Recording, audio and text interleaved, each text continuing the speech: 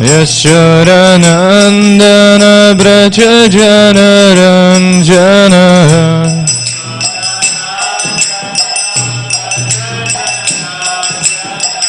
Yamuna Tiravanachari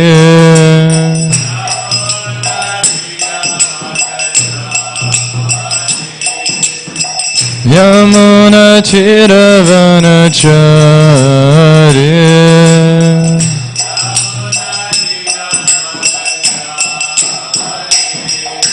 Jaya Radha Madhava Kunja Bihari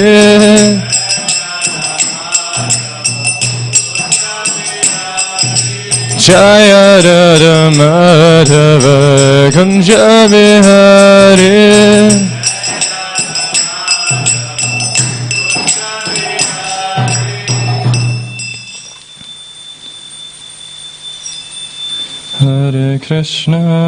Hare Krishna, Krishna Krishna, Hare Hare, Hare Rama, Hare Rama, Rama Rama, Hare Hare.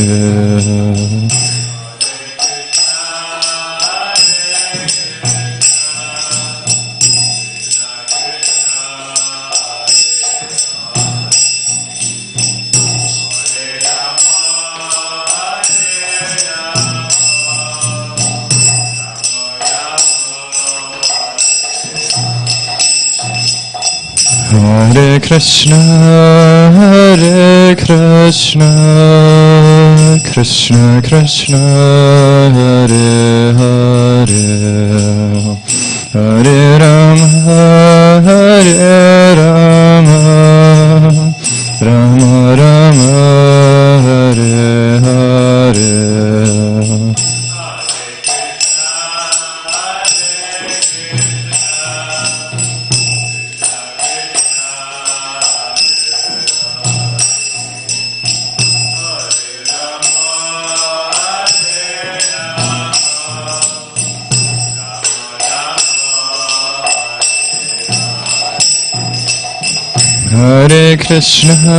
Hare Krishna, Krishna Krishna, Hare Hare, Hare Rama, Hare Rama, Rama Rama, Hare Hare.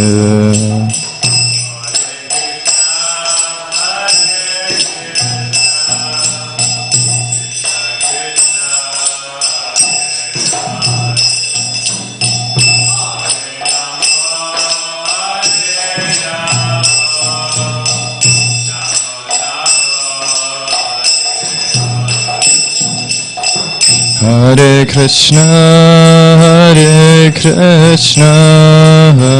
Krishna Krishna, Hare Hare, Hare Rama, Hare Rama, Rama Rama, Hare Hare.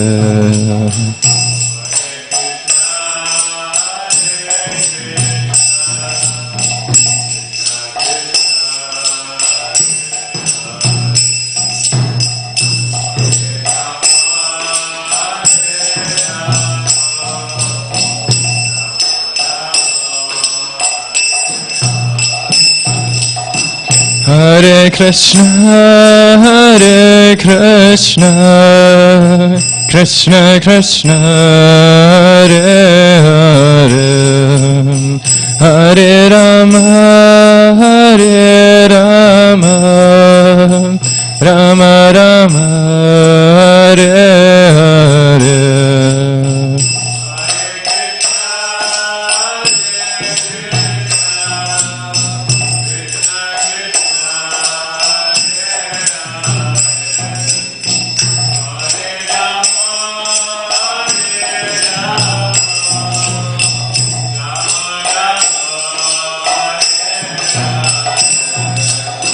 Hare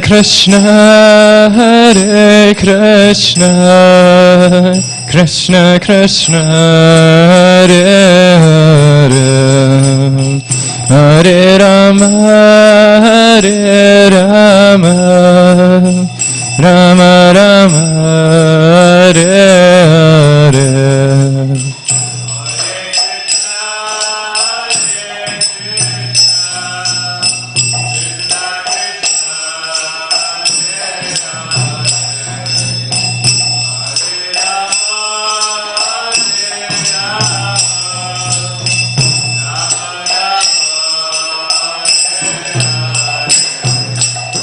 Hare Krishna, Hare Krishna, Krishna Krishna, Hare Hare, Hare Rama, Hare Rama, Rama Rama, Hare Hare.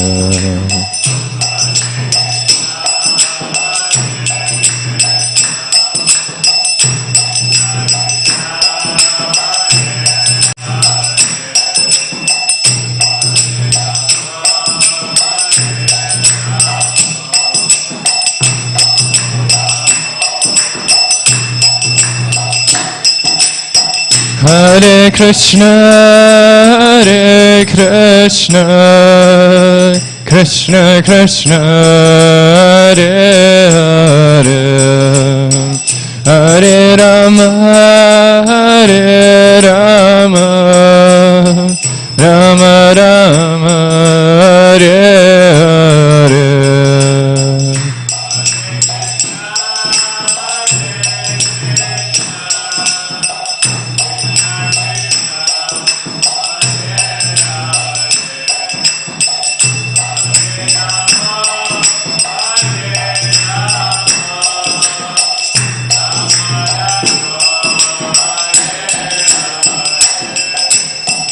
Hare Krishna, Hare Krishna, Krishna Krishna, Hare Hare, Hare Rama, Hare Rama, Rama Rama, Hare Hare.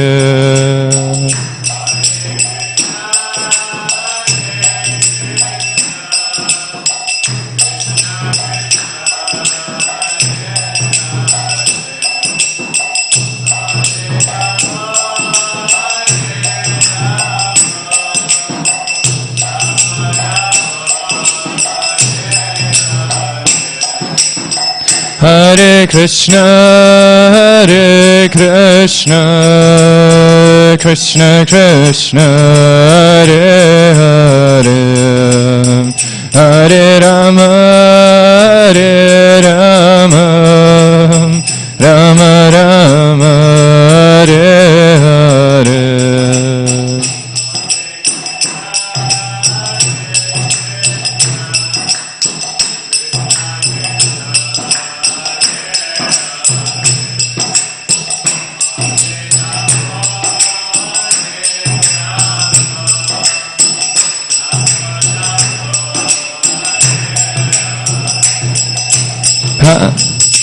Hare Krishna, Hare Krishna, Krishna Krishna, Hare Hare, Hare Rama, Hare Rama, Rama Rama, Hare Hare.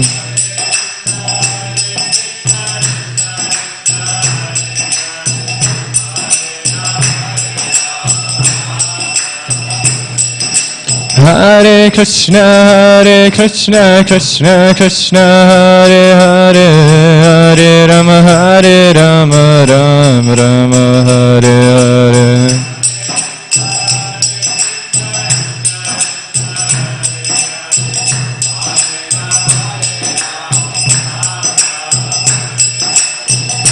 Jaya Radha Gopinatha, Radha Gopinatha, Shri Radha.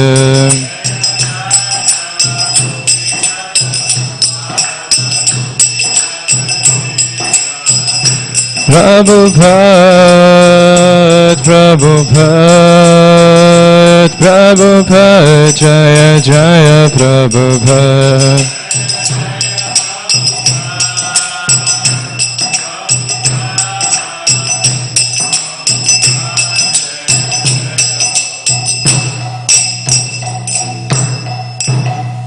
Sham Vishnupat Param Zivarajkacharya Shraddhar Shraddha Sivang Grace Abhayacharinda Bhaktivedanta Swami Srila Prabhupada Ki Jai Anantakoti Vaishnavinda Ki Jai Grantarachima Bhagavatam Ki Jai Nitya Premananda.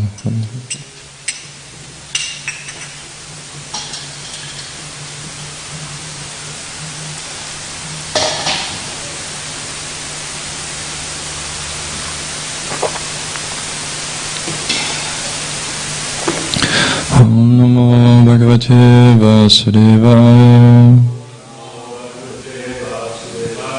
Om Namo Bhagavate Vasudevaya. Om Namo Bhagavate Vasudevaya.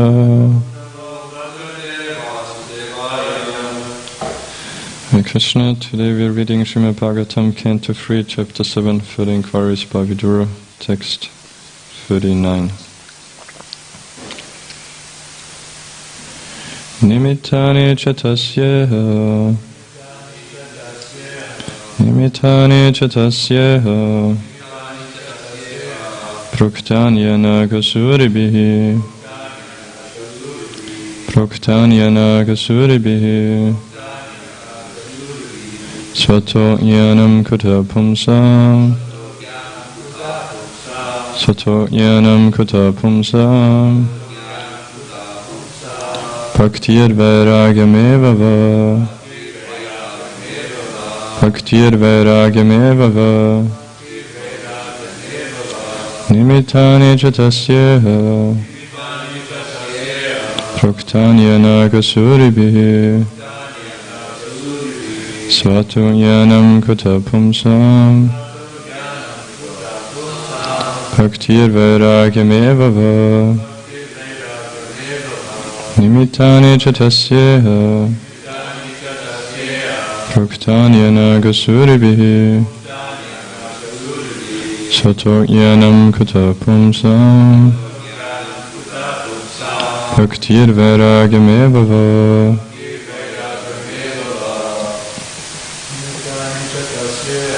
Nimittani chatasyeha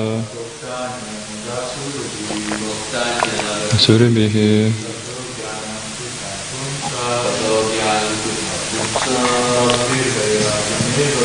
Bhaktir vairagameva va Nimittani chatasyeha Praktanyana kasuribihi Vanjanam katapamsa Bhaktir vairagameva va. Translation and for the word first. Nimittani, the source of knowledge. Cha, also. Tasya, of such knowledge. Iha, in this world. Praktani, mentioned. Anakha, spotless. Suribihi, by devotees. Svataha, self-sufficient. Jnanam, knowledge. Kutaha, how. Pumsam, of the living entity. Bhaktihi, devotional service. Viragam, detachment. Eva, certainly. Va, also. Translation of Prabhupada by Divine Grace and Bhajarinda Bhaktivedanta Swami Srila Prabhupada Ki Jai.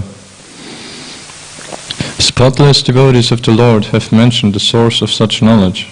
How could one have knowledge of devotional service and detachment without the help of such devotees? Purport. There are many inexperienced persons who advocate self-realization without the help of a spiritual master.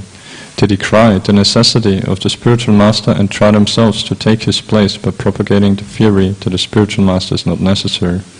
Srimad Bhagavatam, however, does not approve this viewpoint. Even the great transcendental scholar Vyasadeva had need of a spiritual master, and under the instruction of his spiritual master, Narada, he prepared this sublime literature, Srimad Bhagavatam. Even Lord Chaitanya, although he is Krishna himself, accepted a spiritual master. Even Lord Krishna accepted a spiritual master, Sandipani Muni, in order to be enlightened. And all the acharyas and saints of the world had spiritual masters. In Bhagavad Gita, Arjuna accepted Lord Krishna as his spiritual master, although there was no necessity of such a formal declaration. So in all cases, there is no question about the necessity of accepting a spiritual master. The only stipulation is that the spiritual master should be bona fide, which means the spiritual master must be in the proper chain of disciplic succession called the parampara system. Suris are great scholars, but they may not always be anaka or spotless.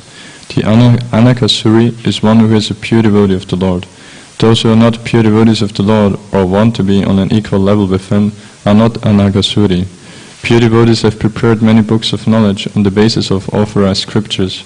Srila Rupa Goswami and his assistants, under the instructions of Lord Sri Chaitanya Mahaprabhu, have all written various literatures for the guidance of prospective devotees, and anyone who is very serious about raising himself to the standard of a pure devotee of the Lord must take advantage of those literatures.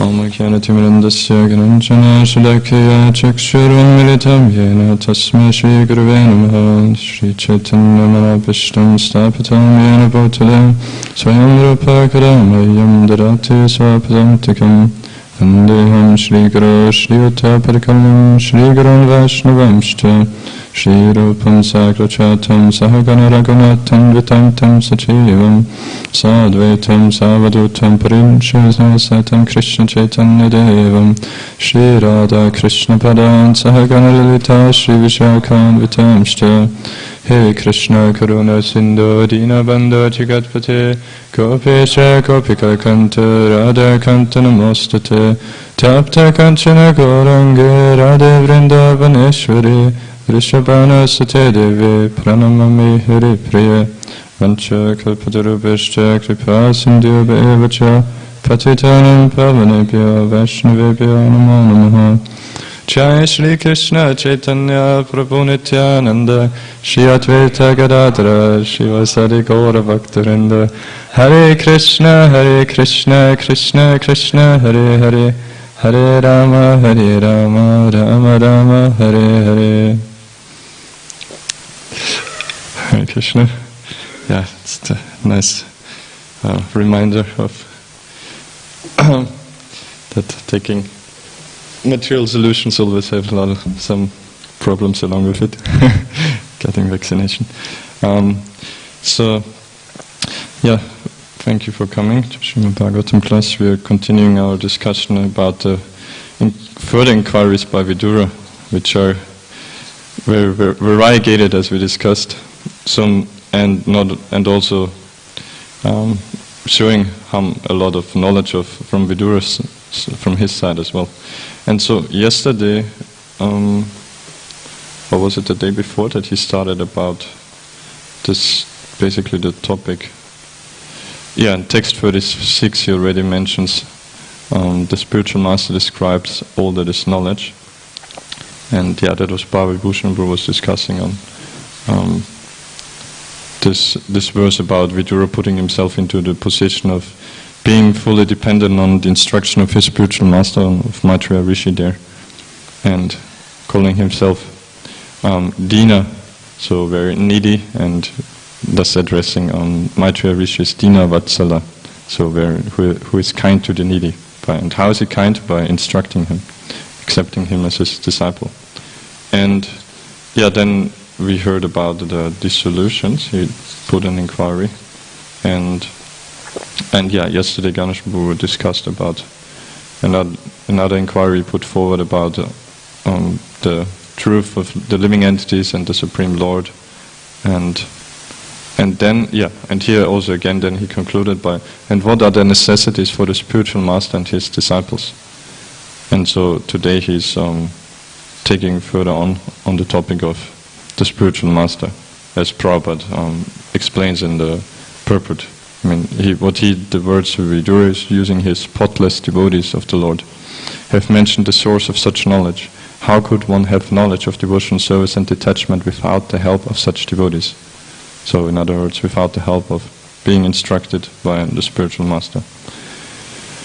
And Prabhupada, he starts off with giving the example of the history of Srimad Bhagavatam itself, of its compilation, of that even Srila Vyasadeva, whom we know his Shaktivesh avatar, to empowered to specifically compile all the Vedic literatures and including then the Srimad Bhagavatam. But in case of Srimad Bhagavatam, which is the most exalted of all of them, he needed apparently also the help of his spiritual master of Narad Muni, as Srila Prabhupada mentions here, that as we know he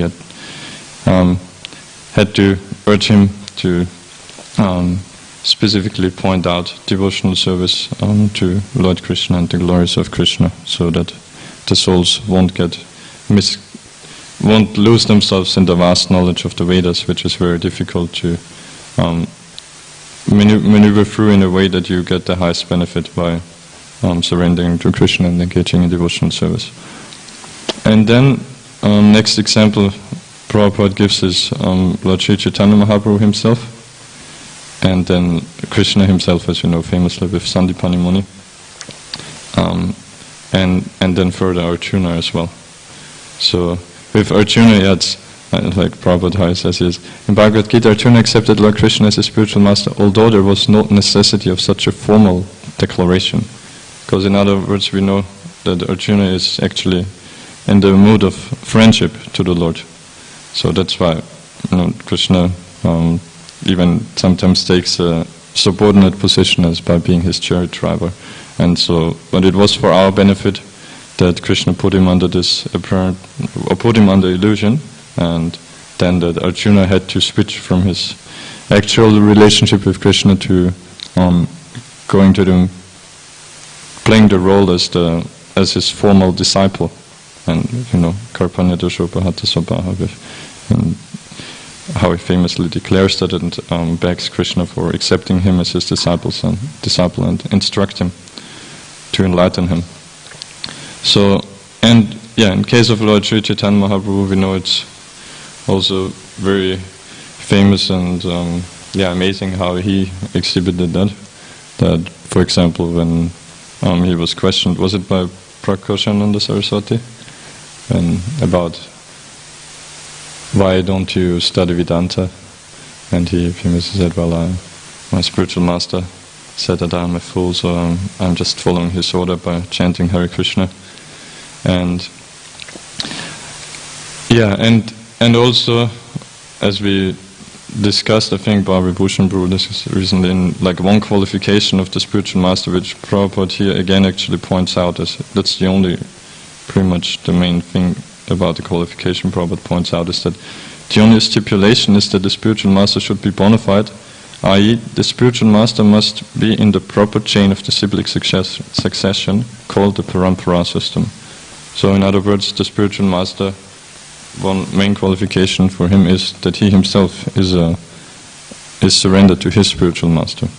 And Sri Chaitanya Mahaprabhu, in that case also we very nicely see how Isvaresvara Prabhu, we hear that then in Antya Lila, when his spiritual master Madhavendra Puri is about to wind up his pastimes here, that he was in this intense mood of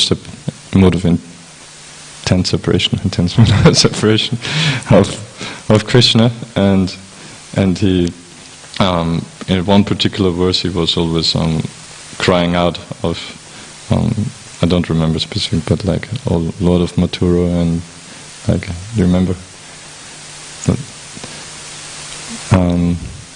So where he expresses his helpless condition of not being able to directly see Krishna, apparently. Although, of course, we know pure devotees, that's the paradox with them. Krishna is always directly, personally, fully manifest to them, and very intensely associating with them when they are in the mood of separation. But the mood is that, I'm not able, I'm bereft of the association of Krishna, and so intensely in transcendental lamentation, like that we know Madhavendra Puri was in. And at that time, then one other disciple, exemplifying how a disciple should not be, which was Ramachandra Puri, I believe, who foolishly instructed Madhavendra Puri that, why are you lamenting? You're supposed to be very advanced in spiritual knowledge, spiritual life. You should understand that the Lord is all-pervasive as Brahman. You should just focus on that, then you're fully pacified. similar, like jokingly, Krishna instructed the gopis also at that time, right, about jnana yoga. But of course, pure devotees, they are not interested in that at all, because it doesn't compare in any way to the intense bliss of ecstatic love with the Lord in separation, especially. So anyway, yeah, Ramachandra Puri, and we know the story from him, goes then by his offense, then he fell down, became fully just Mayavad, blaspheming all the devotees, to the extent that even Sri Chaitanya Mahaprabhu himself, he also instructed him about what kind of sannyasi are you. There's ants crawling around in your house. This shows that you're taking sweets, and you're famous for honoring so much prasad of all the devotees. That's like what kind of behavior of a sannyasi is this. And Mahaprabhu actually then, even does reduce his eating to the great dismay of all the devotees, to the great pain of them. Because the only consideration of devotees is the pleasure of the Lord, and so for them, they want him to enjoy to the fullest, and then seeing him taking on more austerities was very painful, of course. And eventually he goes away, and so that's Ramachandra Puri, the bad example. And whereas Isvaresvara Prabhu, he great exalted soul whom Lord Sri Chaitanya Mahaprabhu himself accepted as his spiritual master. In his turn, he was extremely humble and meek towards his spiritual master, Madhavendra Puri. As we know, he even took it in particular in those last days, that he fully took care of him, of all the bodily care that was needed, because when he was almost invalid, apparently, Madhavendra Puri, then he cleaned up his stool and all those kind of things. And so that's about Lord Sri Chaitanya Mahaprabhu exemplifying how one is dependent on the spiritual master, and then Krishna, with Sandipani Muni, the famous story which he tells when he meets Sudama Vipra. Do you remember how in those days one time we went out to the forest to follow the order of our spiritual master? Actually, I think it's his wife told him to do, but still, it's serving the spiritual master to get some firewood, because his wife was serving her husband, which is the spiritual master Sandipani Muni. So when they went out in the forest to collect the firewood, and then there was this heavy storm, and they got lost during the night there, and until then, in the morning, Sandipani Muni went out to search and found them, but that he was so pleased by their full surrender to their spiritual master. And again, although we know, what Krishna, he is the spiritual master of every single living entity. That's Prabhupada, I think in Bhagavad Gita he points that out as well. Where here we hear the example of Arjuna himself. So, and of course, and Prabhupada starts off the purport by saying that there's this inexperienced persons who educate self-realization without the help of a spiritual master. They decry the necessity of the spiritual master and try themselves to take his place by propagating the theory that the spiritual master is not necessary. And then he immediately refutes with Srimad Bhagavatam itself, which we are discussing here, so that so Srimad Bhagavatam, however, does not approve this viewpoint. And then, as we said, he starts off with Srila Vyasadeva. And so we know in Bhagavatam itself there's so many examples, obviously, of showing the need of a spiritual master. And a few I was thinking about is which recently briefly discussed about the priest of King Nabi when they were conducting the sacrifice on his behalf so that the Lord would be pleased and bless him with a son, just like the Lord himself. That they were when the Lord actually appeared, that they were regretting their material purpose for which they conducted the sacrifice, and they expressed that in their prayers to the Lord. And so one of the prayers, they also mention something which is theme we come across many times in Bhagavatam. But here also they state, for example, that unless one worships the lotus feet of a great devotee, one will be conquered by the unconquerable illusory energy, and his intelligence will be bewildered. So, which shows again that it, like Krishna says in Bhagavad Gita, that it's practically impossible to overcome this illusory energy by our endeavors. And how do we overcome it? By surrendering to Him. But this surrender, except for very extremely rare instances, it's always through his devotee and not directly to him. We should always keep that in mind, that as soon as we, in some way or other, think we can be independent, our intelligence is good enough that we can figure out everything, how to best serve the Lord and make our decisions and all of that. No, it's as a devotee, even the most exalted devotees, they always know themselves dependent on the guidance of their spiritual master and of their superiors. And many times in Bhagavatam we hear it's expressed as like here to say, unless one worships the lotus feet of a great devotee, which is obviously always an expression of full surrender and humility of how you approach your superior. And similarly we hear not Maharaj Rahugana, Chad Bharat instructing Maharaj Rahugana, for example, when, like, I think Ganesh Prabhu recently also discussed a bit about this pastime of Bharat Maharaj and then his third life as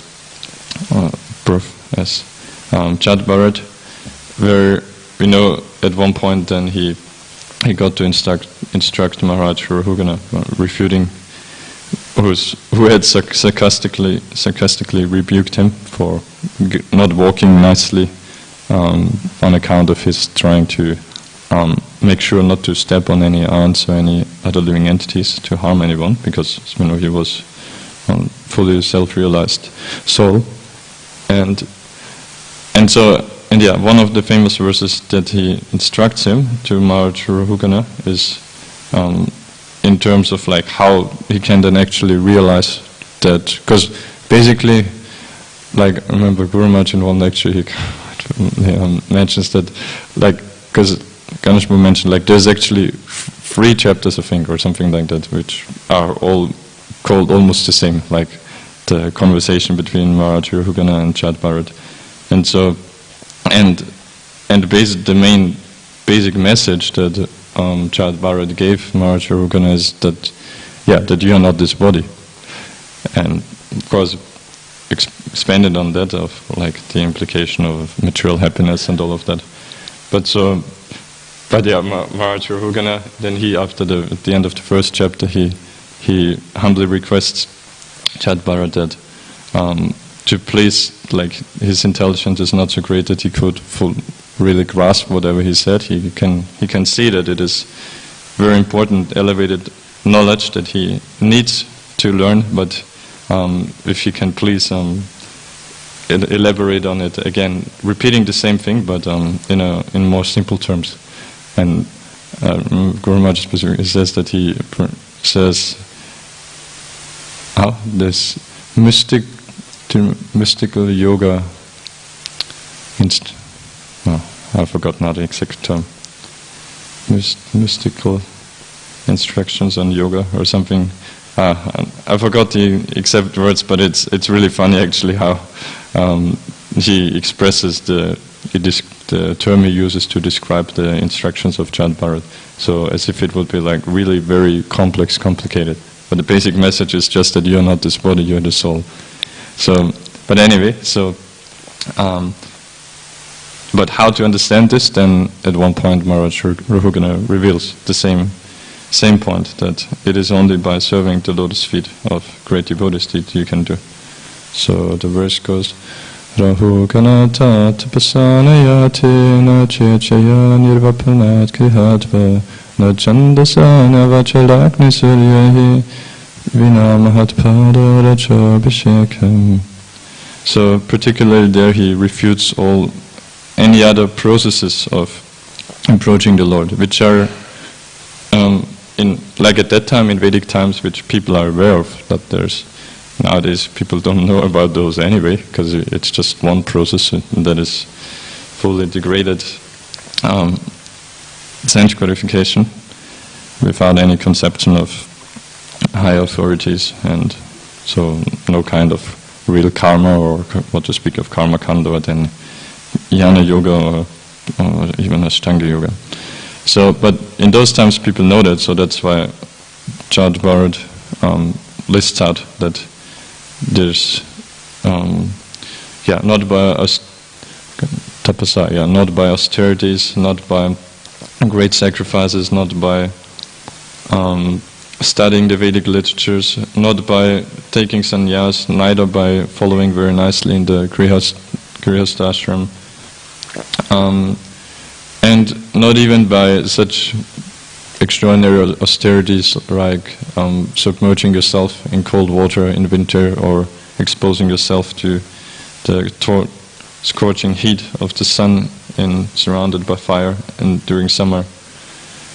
But nothing of that you can actually understand the Lord, approach the Lord, but only by one thing, and that is Vina Mahat. So Vina, without that, it's not possible. So Vina Mahat Pada Rajo Abhisheka. Only by taking bath in the dust of the lotus feet of the great devotees.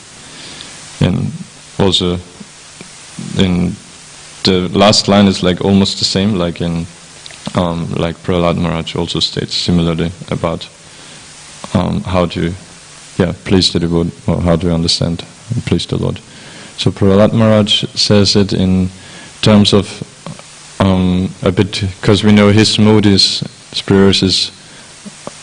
especially in terms of he knows himself, I am completely blissful, happy myself, so oh Lord, I don't need to ask anything for you.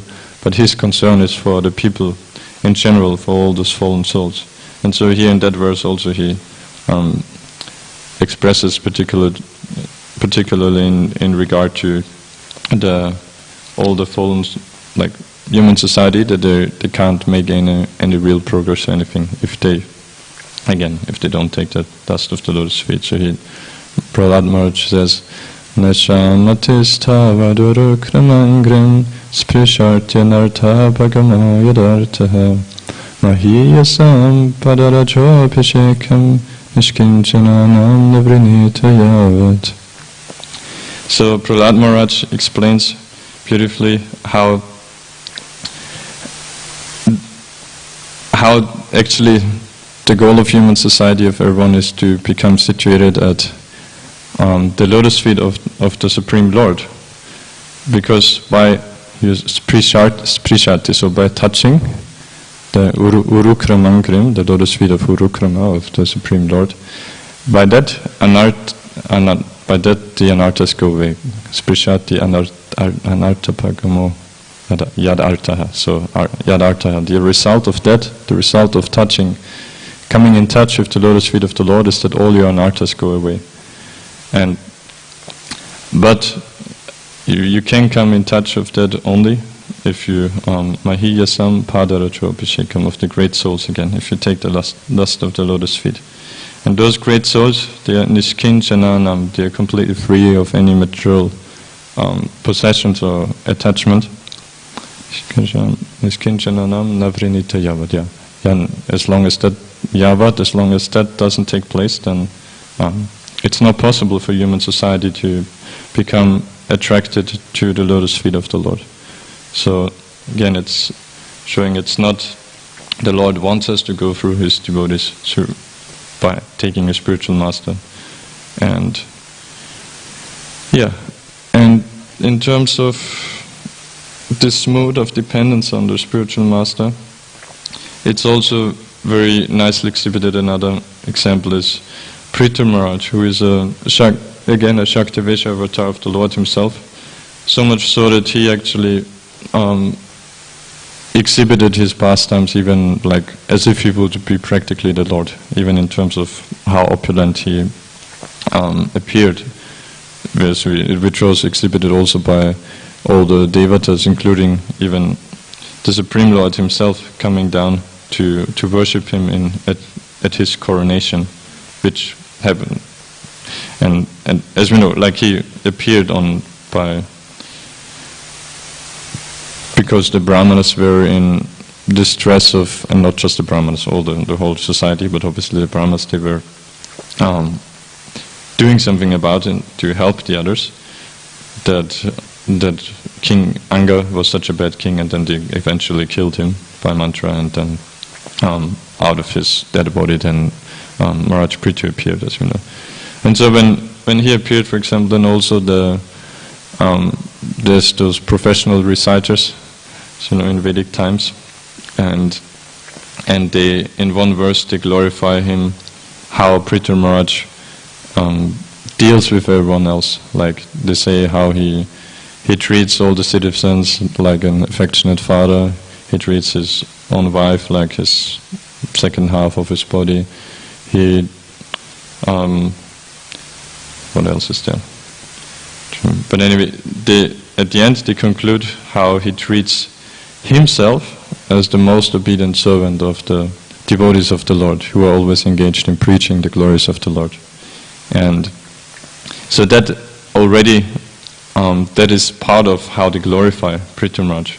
It shows, it's, if you have proper knowledge, then you know that it's not a sign of weakness to be subordinate to the devotees of the Lord, but that is also an opulence, a greatness. Otherwise they wouldn't have dared when everything is glorified so much, is in so much opulence there. He's worshipped, Prithu Maharaj, Shaktivesha avatar with his wife Archie, and so one of the glorifications they make is that he treats himself as the most obedient servant of the devotees of the Lord.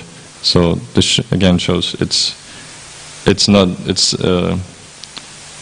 shows the greatness of a personality rather than a weakness, which we would think from our material conception. And so, and he exhibited that also later by, for example, when he prays to, well, rather, at one point in a great assembly, he instructs the citizens, all the people assembled there, and he concludes by praying to them actually for their blessings, for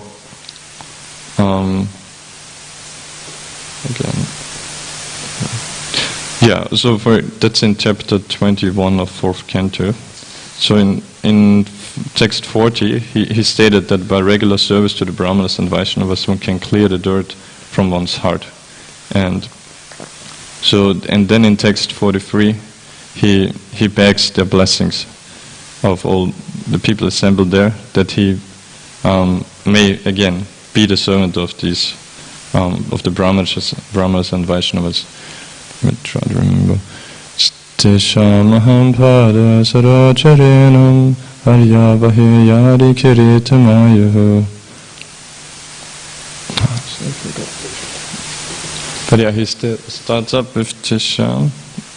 Yeah, and then Yam nityada bibrata ashupapam nasyatyamam sarvaguna bachanti. So he begs them for the blessings that he may perpetually carry on his crown the dust of the lotus feet of the Brahmanas and Vaishnavas. And because Yam nityada bibrata, by always doing that, carrying that bibrata ashu papam, very quickly will the papa, the sins, be destroyed, nashyati, amams, and sarva guna pachanti, and all the good qualities will develop in me if I always carry dust of the lotus feet of the Brahmanas and Vaishnavas on my crown, which is special because, again, remember that he is a great king. even Shaktiveshata or Rata, but he, as you know, a crown is only a heavy burden. Shukadeva Goswami says so in Bhagavatam, if it's not, doesn't bow down to the Lord. And bowing down to the Lord especially means also to bow down to his devotees, which Prithviraj also exhibits here. And conclude with also the Prachetas, which very beautifully exhibit this mood as well. Because we know they were actually from the beginning very pure, exalted souls. So were completely obedient to the father's order. That's why they went out to perform austerities. And so as they did that, Lord Shiva, they came across Lord Shiva because he understood their sincerity, and so he desired for them to get more than just get the perform austerities with the result of them being able to rule the kingdom nicely and beget sons and all of that as their father desired for them, but rather to attain the Lord. So Lord Shiva appeared and instructed them beautifully in the famous Rudra Gita, and they meditated on this for 10,000 years underwater, and until the Lord himself appeared in his 8-handed form. And in their beautiful prayers to the Lord, so one of the verses that they say is practically the same verse which Lord Shiva instructed them in. That is verse. So in Rudra Gita, that's chapter 20. That verse was 420:57, and the Prachetas them tell it to the Lord in 430:34. So, and which shows, thinking that they exhibit in that way also again that it is not a fault to repeat the instructions of the spiritual master, but that it is, that is how it works in disciplic succession. So they are not ashamed of telling the same prayer to the Lord there personally again, but rather they must be proud that that's what Lord Shiva told us, and we meditated on these instructions now for 10,000 years. So completely absorbed in meditating on the Lord. And so they practically, by doing that, they practically realized also this verse. And so they, in great joy, tell it to the Lord again. And what is it? It expresses the dependence of, on the association of devotees. Because the Lord, I'll start off with when they in verse 29 or 29, they tell the Lord that actually, we basically that. There's no need for us to ask for any benediction. We know that's how a devotee feels, particularly if the Lord is right in front of them, face to face. And so they say that we discussed it briefly last time, how one's desires are always quickly fulfilled when the Lord thinks of someone. So remember, it's a beautiful verse as well. Shino pashantir bhutanam Kshuldakana apihatam. So first, this yena, by this process, upashanti is specified of all the living entities, bhutanam. That includes even kshullakanam, even those who are very fallen, apihatam. They all, whatever so many desires they might have, they get fulfilled by the Lord. And how is this? Particularly, then they say antarhita. I find that funny in the word Prabhupada translates antarhita as hidden. So the Lord hides himself in the heart of the living entity. So we know that the Kamsa's advisors, they take that as an excuse to tell Kamsa, well, don't worry about Lord Vishnu. He already, out of fear of you, he has hidden himself in the heart of the living entities, of the devotees. But of course we know actually it's simply a great mercy of the Lord to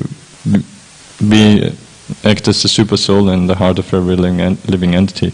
But hidden, I was thinking it shows also that, because he doesn't, he's right next to us, but he doesn't reveal himself until we actually want it, until we are pure devotees, because that's the only way how he enables our life in material existence.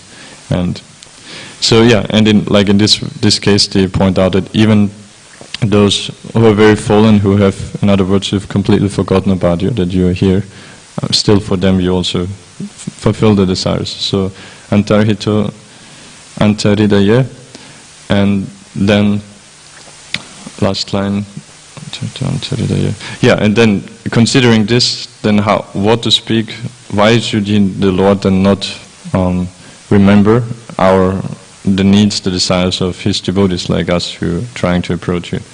Kasmad, why? Kasman no veda nashishaha.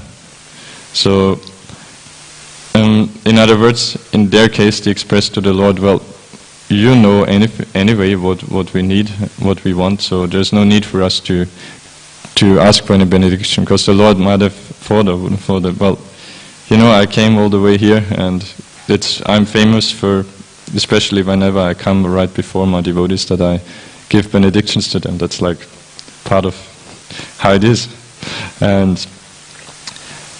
So they express like that there's, oh Lord, don't push us to ask for benedictions. We are satisfied just by seeing you. But then still, the exchange goes like that the Lord wants them to ask for something, and so they say then, because first they say, just your satisfaction, that's our benediction.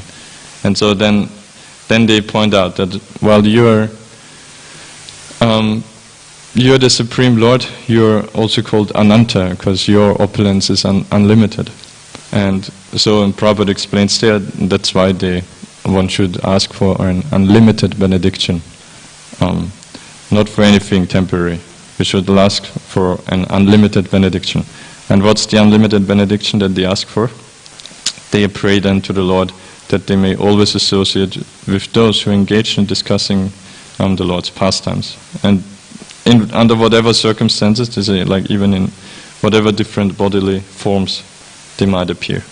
And so that's why then after that, then they repeat the verse of which Lord Shiva instructed them, which expresses of that, because it justifies them to ask for this benediction, not to ask for any great opulence or anything else, but that they simply ask for the association of devotees. Because Lord Shiva, he says it as kshanartinapi tulaya, which means half a moment even, and they say it as tulayame lavinapi, so it's almost the same, so only the first line is a little different. So they say tulayame lavinapi nasvargam na punarbhavam bhagavad sangasangasya martyanam kimutashishaha, so that a moment's association of a devotee cannot be compared to the pleasure of heavenly planets, nasvargam, na punarbhavam, neither of liberation, and what to speak, martyanam kimutashisha, what to speak of any worldly benedictions. So that's why, oh Lord, we ask you for this benediction for the association of devotees. And then they further elaborate on that, like as we mentioned the famous verse then with yatretante katam rishtas, of how the benefit of hearing in such association, and then further on that. These prayers are really so beautiful. But I think we will wind up here. If there's any comment or question, yes, otherwise. Yes, bro. Primarily in Sakyavas, but then the formally accepted can you explain a bit more about that? Because it's mentioned that in the spiritual world, our leader is supposed to receive instructions to the disciple, but at the same time he is enjoying service is more Okay. Yeah, honestly, I don't know really about that. Arjuna's being constantly instructed. Yeah, I guess it's because. But yeah, I mean, you can speculate. Like, even the pastime of Krishna instructing Arjuna is also eternal pastime. So, as old of the law, its pastimes. And I mean, it's like, Ganesh Mu just pointed that out yesterday, I think, right? That devotees in general, of course, a jiva is not all-pervasive like the Lord and can expand unlimited like the Lord, but by the Lord's mercy, if he so desires, if the devotee so desires intensely to serve the Lord in those different ways, then even the devotees can expand. Like, we gave the example of Narad Muni, how he expands into so many forms, serving the Lord simultaneously in Golok Vrindavan and Ayodhya and Vaikuntha in the material world. So that could be one explanation, that Arjuna also being always in his friendly relationship, but then at the same time exhibiting the pastime of taking instructions from Krishna as his formal disciple. But yeah, I don't know any of the details. Okay. Kantanachima Bhaktam Kecha, Shri Prabhupada Kecha.